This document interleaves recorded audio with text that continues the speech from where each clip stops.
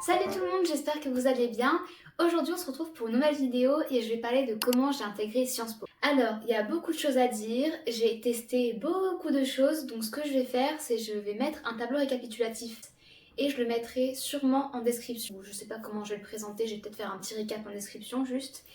Comme ça, si vous avez une info ou que c'est dur à suivre, vous aurez toutes les informations en description. Pour résumer, avant de commencer, pour comme ça vous voyez un petit peu les parties de la vidéo qui peuvent aussi vous intéresser selon les procédures que j'ai testées, j'ai fait, il y a beaucoup de choses à dire. En terminale, le concours commun et Sciences Po Paris, que je n'ai pas eu. En prépa, j'ai passé donc le concours de la BEL, de la Banque d'épreuves littéraires, donc ça c'est le concours intégré à la prépa littéraire si on veut. Donc j'ai essayé ça pour être admissible et admise dans l'idée en master à Sciences Po Aix, Lille ou Lyon. Donc ça c'est un truc en prépa. Après en prépa j'ai essayé une autre voie d'accès, c'était la convention que ma prépa avait avec Sciences Po Aix. Donc c'est encore autre chose. Et après, les deux derniers trucs, c'est les concours d'entrée en deuxième année de Sciences Po Lyon et de Sciences Po Aix. Ça c'est deux procédures qui sont totalement hors de la prépa, c'est à part, c'est des trucs spécifiques à Aix et à Lyon. Et du coup j'ai fait tout ça. Donc aujourd'hui je vais vous parler un peu de toutes ces procédures-là, des conseils aussi qui me viennent à l'esprit par rapport à moi, ma propre préparation. Et j'espère que ça pourra vous aider, sachant que dans cette vidéo je vais pas revenir sur toute mon expérience en prépa, ce serait trop long, il y aurait trop de choses à dire. Donc ce que je vais faire c'est que je vais sûrement faire une autre vidéo, donc si vous avez des questions, eh bien n'hésitez pas à les mettre en commentaire. Ce sera pas non plus une vidéo sur les oraux de l'ENS de Lyon, même si j'aurai quelques petites choses à dire. Donc ça aussi je ferai une autre vidéo, j'essaierai de la poster avant les oraux de l'ENS de cette année.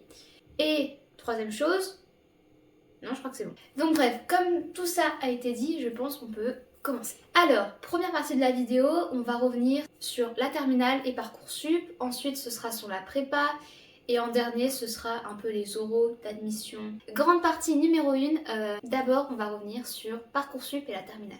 Il y a beaucoup de choses à dire. Alors, moi du coup j'ai su que je voulais intégrer Sciences Po. Bon, je dis j'ai su, mais même maintenant je sais pas toujours ce que je veux faire. Mais en tout cas, dans l'idée, je voulais intégrer Sciences Po dès la première. En fait, j'ai fait un rendez-vous avec la conseillère d'orientation en seconde qui m'a dit que ça pouvait potentiellement m'intéresser. Mais en fait, donc je me suis un peu renseignée et j'ai dit ah bah ouais, oui pourquoi pas. Du coup, en première, je suis allée aux journées portes ouvertes de Sciences Po Aix. Et à partir de là, j'ai pris avec mes parents une prépa privée pour mon année de terminale. Donc le but de la prépa privée, c'était de préparer les concours communs des IEP. Donc pour ceux qui ne savent pas, en gros, il y a Sciences Po Paris. Donc voilà, ça c'est quelque chose à part. Et après, il y a les IEP de province ou les Sciences Po, vous les appelez comme vous voulez. Et donc ça, ils sont 7. Il n'y a pas Bordeaux, il me semble, dedans. Et donc eux, ils ont fait un concours commun. Le concours commun de cette année, il a eu lieu il y a quelques jours, il me semble. J'ai voulu faire ça et pour ce concours-là, on a 3 épreuves, une en langue vivante, une en histoire et une en questions contemporaines. Donc quand on est allé aux journées portes ouvertes avec mes parents, il y avait le stand d'une prépa privée qui a donc une prépa en ligne qui nous aidait à travailler sur les thématiques du concours pour un prix important, hein, c'était 450 € ou 400 € l'année il me semble, sans toutes les options. Donc on a choisi de faire ça avec mes parents, sachant qu'il y a plusieurs trucs à aborder, mais ce sera assez rapide, j'ai pas envie que ce soit l'objet de toute la vidéo. Du coup moi à l'époque, quand j'ai vu ça, j'avais 15 ans, en terminale j'en avais 16, et je pense pas que j'étais assez prête à faire ce genre de prépa en ligne. Sachant qu'en plus à côté il y avait le bac, il y avait la terminale, il y avait les notes, enfin bon bref, il y avait beaucoup de choses à gérer.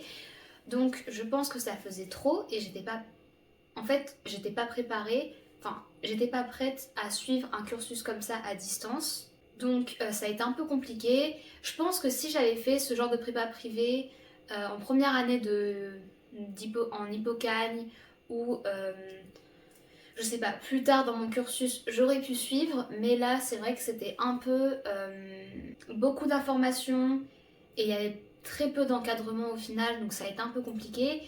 Mais on l'a quand même pris avec mes parents parce que déjà, quand on nous a présenté la prépa comme ça, c'est pas rattaché aux IEP officiellement, c'est pas rattaché aux IEP, mais dans la façon dont c'est présenté, même sur leur site, etc., en fait, et je pense en tant que parent aussi, surtout quand t'as personne de ta famille qui est dans un IEP, ou n'importe quelle Sciences Po, t'as l'impression que si tu le prends pas à ton enfant, en fait, il va pas réussir le concours.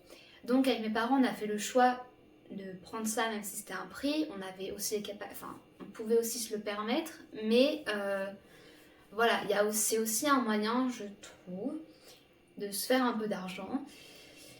Voilà, donc il faut le savoir, et c'est vrai que je pense, dans la façon dont il le présente, je dirais pas quelle prépa j'ai prise, mais globalement il le présente un peu comme un si tu fais pas ça, tu pourras pas réussir le concours. Donc bref, j'ai fait ça, ça n'a pas fonctionné, surtout que cette année-là, quand j'étais moi en terminale en 2021, c'était l'année du Covid, donc qui dit Covid dit bah pas d'épreuves, donc mais ça on l'a su genre un mois avant, ils ont annulé l'épreuve d'histoire et de langue vivante pour passer à l'épreuve de questions contemporaines en distanciel d'où on voulait, sans caméra qui checkait si on trichait pas, et ça comptait juste 20%, et les 80 autres pourcents c'était sur le dossier. Donc c'était pas une année avec des conditions d'admission très très précises, voilà, je vais pas faire plus de commentaires. À côté de ça, j'ai aussi fait tester pour aller à Sciences Po Paris avec les écrits de personnalité, et j'ai pas été prise, j'ai pas été à l'oral. Voilà. Et ensuite, quand il y a eu les résultats Parcoursup, j'étais prise ni à Paris, ni à Paris qui m'envoyait d'ailleurs 0 mail. Donc voilà, j'ai pas été prise à Paris, j'ai pas été prise aux IEP, et à la place, j'ai été prise en prépa littéraire, donc c'est une bonne prépa dans le sud de la France, et j'ai été prise là-bas, sachant que sur le moment, j'ai été un peu frustrée parce qu'en fait, j'avais passé genre plus d'1 an à travailler sur mes vœux Parcoursup, etc., pour qu'au final, ce soit le vœu que j'avais mis genre 24 heures avant que la plateforme elle ferme, qui soit retenu. Bon, après, j'avais une autre prépa, j'avais des licences de sciences politiques où j'étais sur les attentes, etc. J'étais un peu déçue, en plus j'avais essayé de travailler au maximum cette année-là pour avoir Sciences Po, et je ne l'avais pas eu, mais bon, voilà, c'est un concours, c'est comme ça. Donc c'est pas grave, je suis allée en prépa un peu déçue, mais déterminée à avoir Sciences Po. Parce que moi, dans mon idée, la prépa, je pouvais aussi accéder à Sciences Po par ce biais-là. Et j'ai réussi, mais c'est pas si simple et c'est pas si direct, on va dire. Maintenant, on va passer à la partie sur la prépa. Donc, en prépa, la prépa, moi, c'était une prépa littéraire qui durait 2 ans. Normalement, la prépa dure 2 ans. Tu peux choisir de faire 3 ans, voire 4 ans, en refaisant la deuxième année plusieurs fois. Si par exemple tu vas avoir l'ENS, si tu vas avoir Sciences Po Paris. Quand je suis arrivée en prépa, moi mon objectif c'était d'avoir Sciences Po parce que quand on nous présentait la prépa, on nous avait dit dans les débouchés, il y a Saint-Cyr, les IEP, des écoles de management, etc. Donc je m'étais dit, bon bah c'est possible. Sachant qu'en prépa, en fait, en prépa littéraire, parce que moi je suis allée en prépa littéraire parce que je pouvais pas aller en prépa BL, donc littéraire avec un peu d'économie, de géopolitique, etc. parce que j'avais arrêté les maths en première parce que c'était pas du tout pour moi. Donc je suis allée en prépa littéraire et au final ça m'a pas totalement convenu la prépa, mais c'est encore pas le sujet de cette vidéo. Faut pas que je m'éparpille. Du coup, qu'est-ce que je voulais dire ? Oui, sachant qu'avec les 2 années de prépa littéraire, le but à la fin, donc de ta deuxième année, donc de la Cagne, c'est de passer les concours de la BEL, donc de la Banque d'épreuves littéraires. Donc les concours de la BEL, à la base, c'est les concours des ENS, notamment l'ENS de Lyon et l'ENS d'Ulm, en prépa littéraire en tout cas. Et donc à la base, c'était leur concours à eux.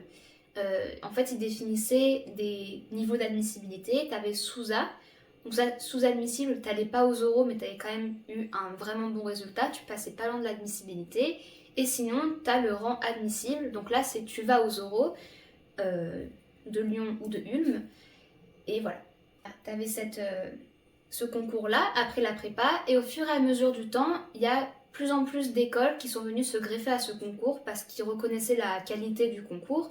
Donc ils ont dit, bon bah nous, les résultats des élèves dans ce concours-là, on va les utiliser pour nos propres procédures d'admission en définissant nos propres conditions d'accès selon les matières, etc.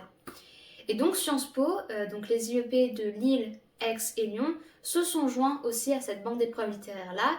Et moi, quand je suis arrivée en prépa, mon objectif c'était de passer les concours de label pour être admissible aux oraux des IEP et être admise après dans l'idéal.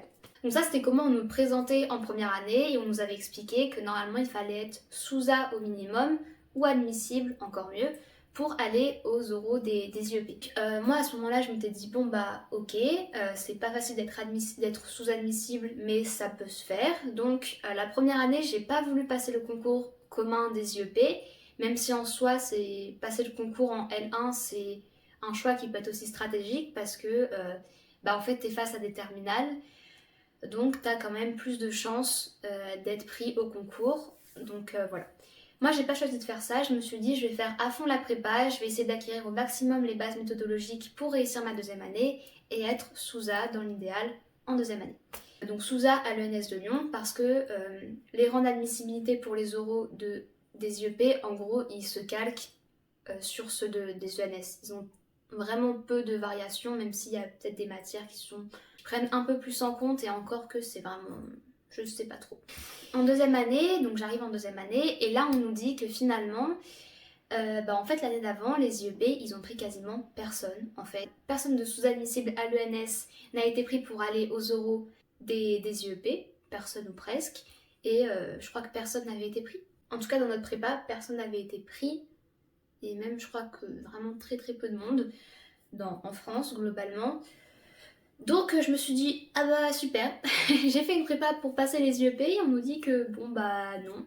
Donc sur le moment j'étais vraiment déçue parce que je me suis dit bah en fait l'année dernière j'avais plus de chances de réussir le concours commun, j'aurais peut-être dû faire ça.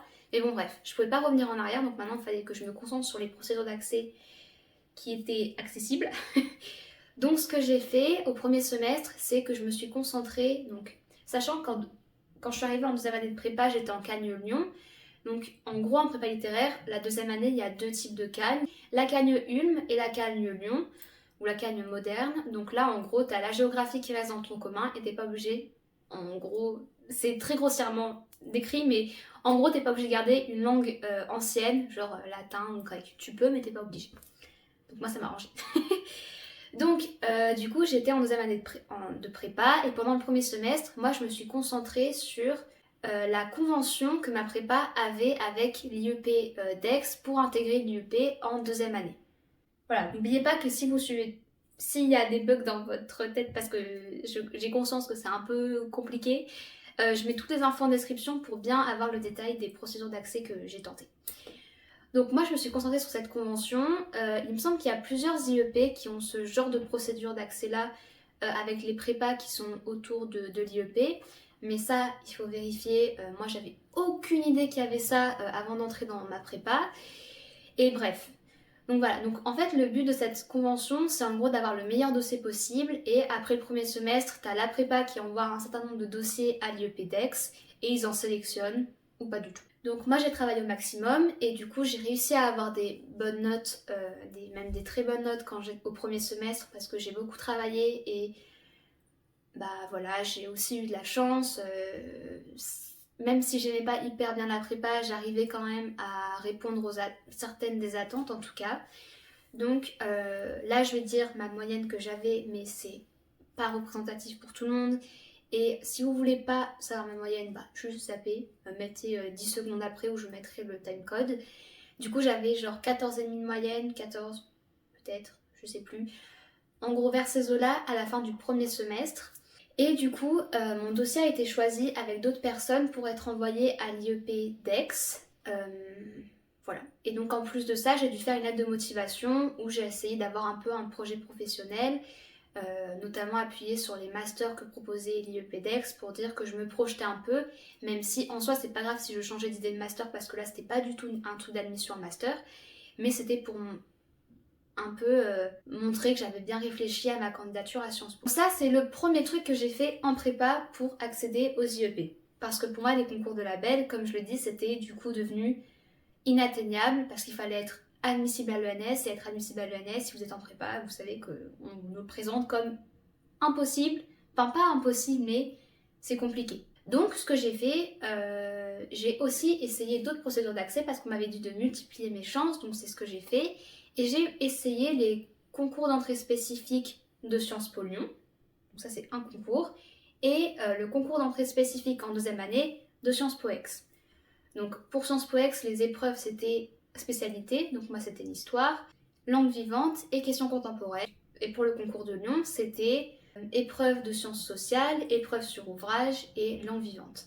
Sachant que ces deux concours-là, ils n'avaient rien à voir avec la prépa. C'était des concours qui sont accessibles, même encore aujourd'hui, il me semble, au L1 et au L2, pour entrer en deuxième année dans ces deux IEP. Donc moi, j'ai choisi de faire les deux. Si je peux vous donner un conseil et que vous êtes en prépa et que vous hésitez à faire tous ces concours-là, peut-être que ça vaut plus le coup d'en choisir un des deux. Parce que moi je sais qu'en fait, comme je préparais la convention, déjà il fallait que j'ai les meilleures notes possibles en prépa. Donc déjà ça me prenait beaucoup de place. Mais aussi, du coup, je délaissais la préparation de mes concours. Si je délaissais la préparation des concours spécifiques de Lyon et de Aix, je délaissais aussi... Enfin bon bref, c'était compliqué de m'impliquer à fond dans la préparation du concours de Aix et du concours de Lyon. Voilà, donc quand je suis arrivée aux épreuves pour Lyon et Aix, je me suis dit non. Dans chacun des deux, en fait j'aurais dû en privilégier un parce que du coup j'avais des lacunes sur des choses qu'en fait avec plus de révision j'aurais pu combler. Si c'était à refaire, j'en ferais qu'un seul des deux, mais les écrits de ces concours-là, je les ai passés en mars, avril, et j'ai eu les résultats en avril. Donc pour Sciences Po Ex, j'ai pas été prise par cette procédure-là, donc on la vire. Et Sciences Po Lyon, j'ai été sur liste d'attente, j'étais genre 17, 18e, je ne sais plus trop. Sachant que en fait j'étais genre 47e alors que normalement chaque année ils prennent genre une cinquantaine d'élèves. Mais là comme pour X ou Y raison ils en avaient pris moitié moins. Donc sur le moment j'étais un peu en mode ah super. Voilà, les concours spécifiques d'entrée en deuxième année de Lyon et de Aix, ça n'a pas fonctionné. Et donc après par contre je sais plus si c'était fin mars ou fin avril. Oui du coup j'ai dit n'importe quoi. Les concours de Lyon et de Aix là dont je parlais, je les ai passés fin février et début mars. Et du coup fin mars, donc un peu avant les concours de la prépa qui étaient en avril il me semble, oui, j'ai eu les résultats de la convention et j'ai été prise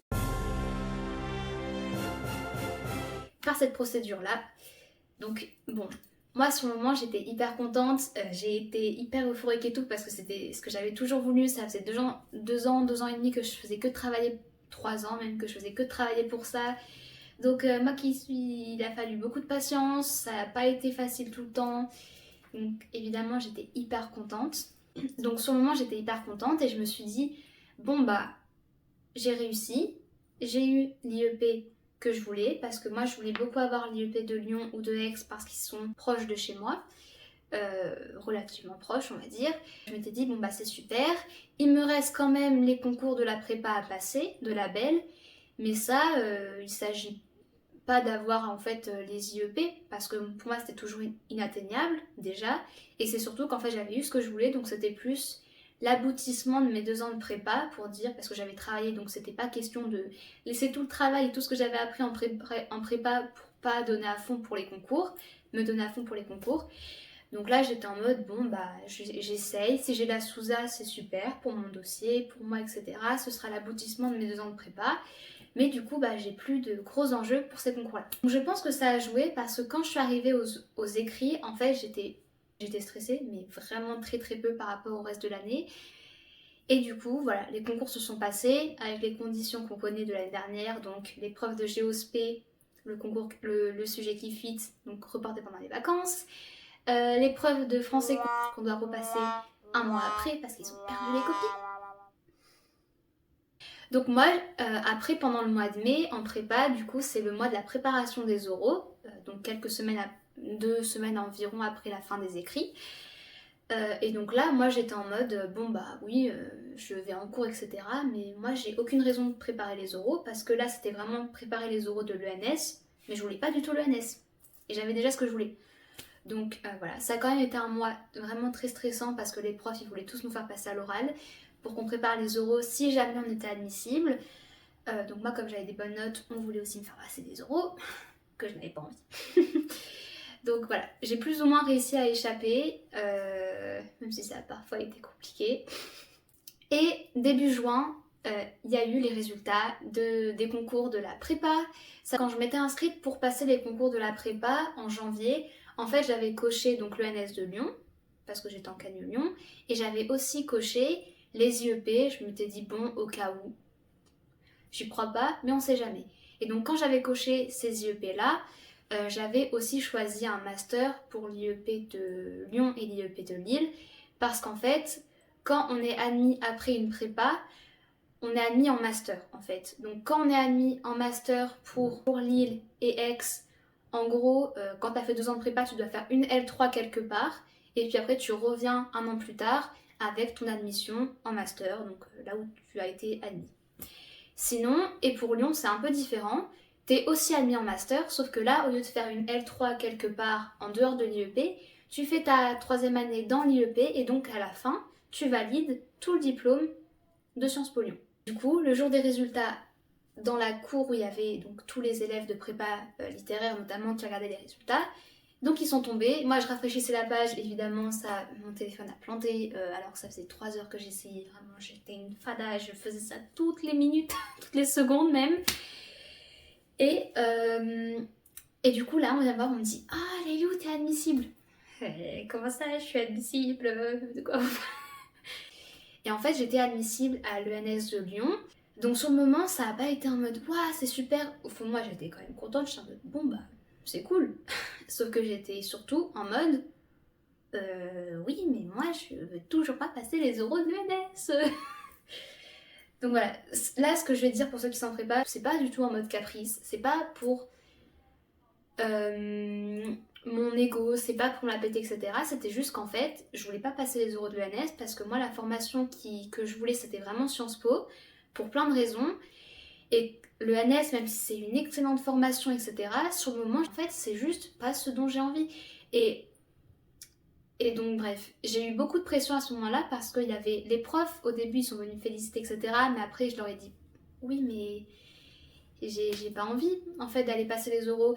Et sur le moment je me sentais hyper mal parce qu'en fait j'avais été prise, mais il y avait des gens qui préparaient vraiment l'ENS en fait qui n'ont pas été admissibles aux oraux. Du coup je me suis dit vachement syndrome de l'imposteur, etc. Bah ouais mais en fait ça craint, genre si je veux pas y aller c'est hyper irrespectueux, alors que non, c'est juste que je n'avais pas envie parce que j'avais d'autres projets et c'est totalement ok. Et du coup sur le moment je me suis sentie un peu mal. Après je suis rentrée chez moi, déjà je me suis dit bon bah reboot du cerveau, il va falloir reconsidérer de peut-être intégrer un IEP en master, alors je m'étais dit c'est complètement inatteignable. Pendant le mois de juin, j'ai choisi de passer les concours de l'ENS de Lyon. Du coup j'ai été aussi contactée par les l'IEP de Lyon, Aix et Lille pour passer les oraux de master.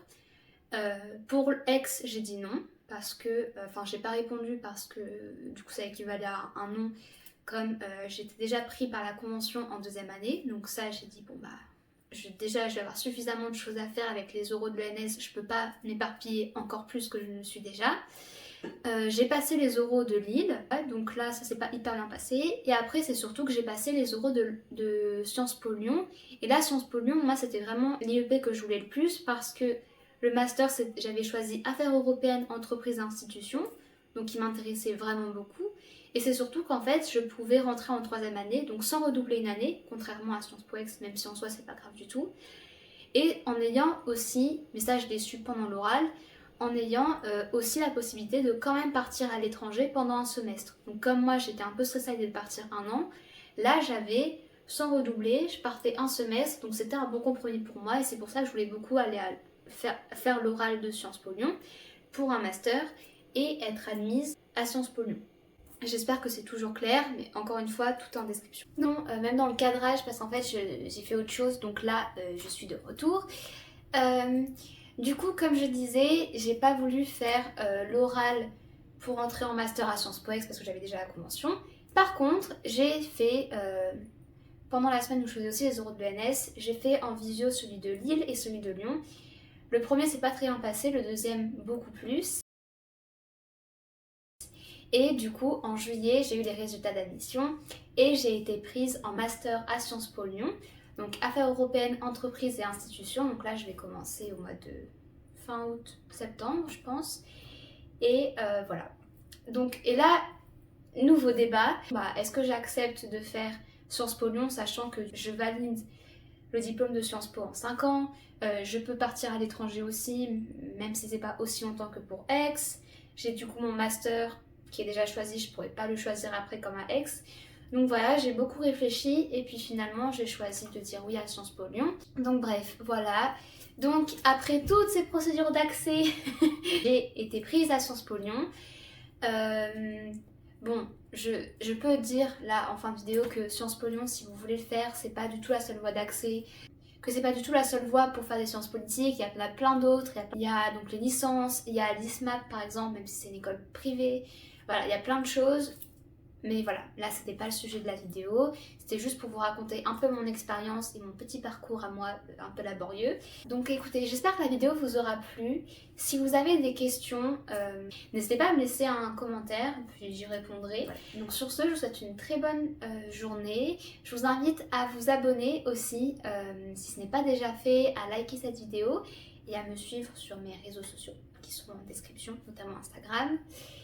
Et sur ce, je vous dis à très vite et pour une prochaine vidéo. Ciao!